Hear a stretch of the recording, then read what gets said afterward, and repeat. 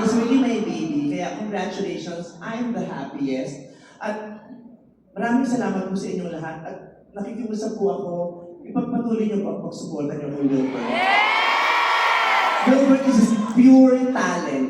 It is pure talent. Napakarami na kayang gawin. Naluloko na nga ako, di pupunta sa akin kung ano-anong binibigay niya. Magpaparinig siya ng bagong kanta, magpapanood siya ng music video na siya yung gumawa. Minsan may bibigay siya sa akin libro. Nung huli, comics naman. Sabi ko, nakaputa, ang dami yung ginagawa. Comics naman ngayon. Lahat kaya niya. Kaya supportahan niyo po siya. Deserve niya ang pagmamahal niyo. At deserve din naman niya na marinig at makita ang talento ni Wilbert. Congratulations.